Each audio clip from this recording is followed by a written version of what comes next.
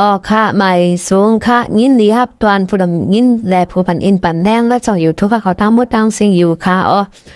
เมื่อได้ก็พบทบกันในวันที่4 เดือนที่9 2025พอยามกลางเดือนเจ้าในค่ะค่ะเฮาค่ะที่เอามาตั้งหัวข้อข่าว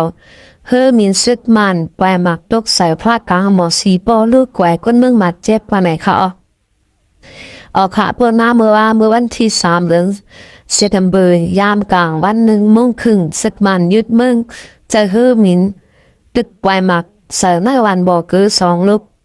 ตกเตอเฮินเยกวนเมืองและพระกลางหมอเกือปอโจอันจือสิงลือหลังก็ลูกไขว่ป้าว่าไหนค่ะย้อนซึกมันไปหมักลงตกสนวันแหลกเตือนญาติวนเมืองมา7 จำก็1ชื่อห้องอู้หมองอายุ45 ปีเฮือนเย่กวนเมืองก็ลูกไขว่ป้า3 หลังในภายซึกตั้งปืนเผาออกเป็นตั้งการวางในค่ะก้นใจอายุ30 ปีก็อยู่แวนเวสีปอสีใจแคมเฮ็ดสร้างการตรงวงก้นลัดในตีพุทธฮักว่าเฮากว่าเตยมาอองตีอันหมักมาตกนั้นมือไก่เขามาปล่อยกว่า2 ลูกตา1 ลูกในตกใส่เนื้อเฮือนดีหลีว่าไหนหรือนั่นอองตีมักตกและอองตีมีพระเก่าเกวัดหมอเกออำเป้าห่างไกลกันแลจากมักเซียนกว่าเตอร์ใส่มันแก้วพระกลางหมอลูกไขว่พ่องในค่ะ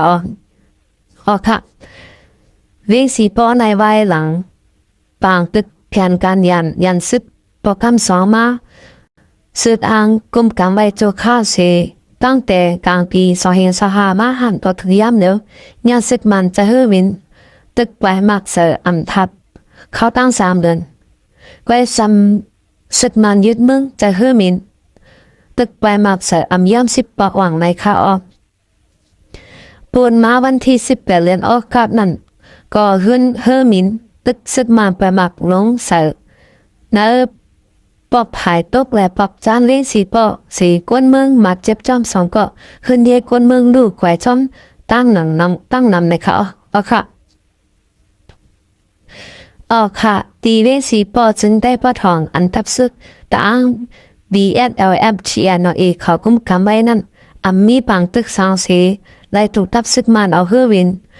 Y12เข้าไปมักลงเช่น250 ปองลงเสือปามอโจนั่นเสียยี่ทามีก้นมาเจ็บ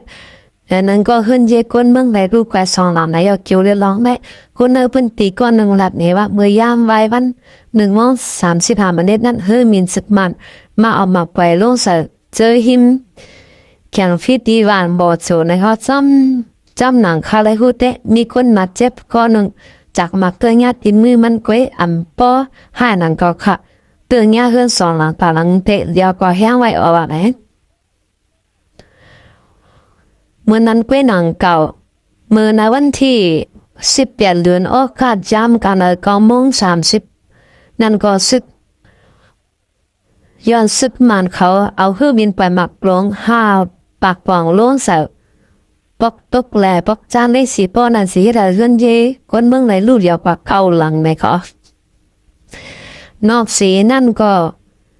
ตีเอาในวันที่4 เดือนจะไหลนั่นมาต่อพอถึงในวันที่3 เดือนในของสีซึกมันไหลเอาเฮือบินปล่อยหมักลงเสาที่เนเวนสีป้อในมีกว่าเก่าปอกเยาวันในเขายาวก็ตีเอาวันที่เดือนถึง30 เดือนย้อนของสีซึกมันเอาเฮือบินไปหมักลงสายไหลยืดกองลงสาตีเนอปุ่นตีวิ่ง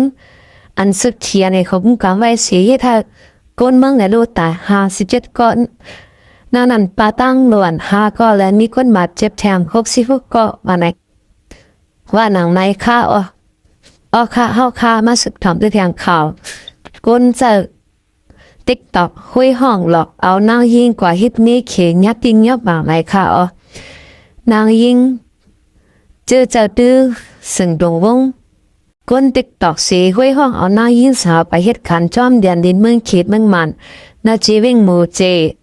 วางแขนเอากว่าขายเฮ็ดไม่ขี่นั่นเนี่ยซุ่มปลิกติงยับ กุมขังตัวไว้นะคะเมื่อวันที่2ย่างกลางค่ำเดือนเซปเทมเบอร์คอมมิชชั่นสึกมันเป็นผ่าออกเป็นทางการไว้ว่านางยิงเจญาติเงียบในตั้งสิ่งมีอยู่สี่ก็เป็นเจ้าเครื่องมันอยู่วิ่งหมู่เจจือห้องเอเมียนมุนเออีมุนมาโมตุสาห้องมาโชว์แหละปวยจ้าตัวตันเอห้องปียินอยู่เวียงมันทะเลนะคะยามเดี๋ยวนางยิงเจอนั่นหลอกเดียดเอานางยิงเจอขเหตุการณ์อันส่งเข้ากับขายหน้าเมืองเคเลห้องการไฟรุมตัดสินรุมพลาเอารุมตะลาเจตวนอเมตาสันเอาเรื่องรวยปักปึงฟิงเมืองการเกี่ยวไม่เฮห้ามหลอกกะขายก้นตอน3544ปันต่ำตุกคอกขังแลเฮ็ดการป้าเขาตั้ง10 ปีวะนะคะปึงปีมันเตนางยิงเจอนั่นลูกเนื้อติ๊กตอกคุยห้องหลอกเรียนเอานางยิงและยิงสาวเจอมีอายุ24 ปีตั้งเจเมืองขังเวงเมืองย่างก่อนหนึ่งนาตึงมันเตเจตองตาก็หนึ่งเสคุยส่วนลัดว่าดีเลยก็เหตุการณ์น้ำมันเคติกับสืบพันพอเล่งเจ้าเคพวกก็อยู่น้ำมันเคเสกินจังเฮ็ดเมกุนใจเคตาเขาตั้ง1 ปีในตีแรงเงินเค10,000 หยวนตุกแมนเงินมันขันย่ามเร็วเหมาะ60 เสียนป้าวางในเขานางยินอายุ39 ปีแจงก็หนึ่งก้นเมืองเวงลาเชียวนั่นก็ถูกเอเมียนมุนหมู่เจคุยห้องตั้งติ๊กตอกเสลัดว่าบอกว่ากินจากเฮ็ดไม่เขนาดอะไรเงินเค15,000 เฮงหยวน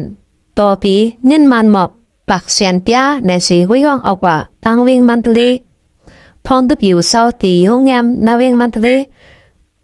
ไปเฮ็ดปับคำเมืองแหล่เฮ็ดดีสาไปปะเมืองเขจอมป่วยจ้าต่อต้านเอห้องตียินอยู่ในนี้เจ้าหน้าที่เขาปวดทัดจะทำเสียติ้งเงียบไว้ในเอาหรือนั่นนางยินอายุ19 ปีก็อยู่ในตึงตระกูลนั่นก็ถูกนางยินอันอยู่ในวันเดียวกันคุยห้องว่าที่ละเหตุการณ์ในห้องกันเหตุคนหูปลอมแหล่เนียบมือปลอมในเสียไว้หลังฮอดแขวปานนั้นมึงขี้ยก็ถูกคุยมานั่นจางหูว่าที่ละเหตุไม่เคสั่งอำเหตุไม่เคจึงโดนสายเตี้ยนบันขึ้นเงินกาเจ้าจ่ายตั้งเซ็งมาหน่อยไหมเขาไว้หลังปางตึกแขนการยานสุด1/27มาจอมในนินเมืองเขเมืองมาและเมืองแพร่ปอดของอีกป้าเมืองขางตุนทีเจอเป็นปางตึกศึกษาอยู่นั่นกวนเมืองมีการงานป่าเฮ็ดหากินลิงต้องเฮกลุ่มทุนพิงโป้ไหลเฮ็ดเฮอปล่อยจ้าเขาหลอกเลียนห้องเอานางยิงสาวกับนำก่อเฮ็ดเมฆเขไรง่ายอยู่เรือเก่าล้มเรือเก่าปะนั่นไหมคะไรหูว่ายามเดียวลองหลอกเลียนเอานางยิงกว่าคาเสเด็กใจเฮ็ดเมนางเจ้าคือเขในน้ำมาเรือเก่าเต้ๆว่าไหนจมไผ่ใจแถมนางยิงจะเงี้ยหลอกเลียนห้องกว่าใครตัวนั่นลัดเนนังไหมคะกนจะเงี้ยห้องกว่าขายตัวจอมในเมืองเขเมืองมันในเมืองเขในเป็นนางยิงเจอมีอายุ20 ปีไปคำนำสีเพียงคนเมืองเจออยู่เศร้าเนตึงมานัดตึงมากเว้ยประคบกูตากูและเจเวนจะอยู่เศร้าจอมในเมืองเขนางยิงจะไหนถูกไปเจ้าคนอยู่แก่กินกลางเขาปันตั้งหมูมองว่ากี่ไรเงินค่าตัวนึงก็ละเงินเขมอบ50,000 หยวนเงินมันมอบ280 เสียนป้าในเสถูกส่งตัวไปขายถึงหน้าเมืองเขเบ้งอยู่นั่นนะคะเกี่ยวด้วยเรื่องการค้าขายก้นน้อยยิงเจอในเสปึงดาวมึงมันตั้งมึงเขตีหัวมือกันจับการทิ้งยับเอาเรื่องกว่าไหนมีหลองอย่าพึ่เลือแห้งภายหลังการค้าขายก้นไหนมีจงยิบกองกลางจมตรงวงก้นไหนภูมิอาณาเขาตั้งนำเกี่ยวข้องจำวันไว้ไหนจุ่มภายใจแถมลองกะขายก้นเขารับในหลังไหมคะค่ะเมื่อสูงค่ะยิ่งจมผู้รำยิ่งไหนประวัติเอ็นฟันแท้น่าชอบอยู่ทั่วเขาตั้งมุดตั้งเซ็งเลยค่ะย้อนสู้ให้ยลีกินมันก็ในแคมป์สามักมีดีเปลี่ยนทางเล็กกึดปื้นกันกูก็เอาคนเสียคำค้ามาส่งค่า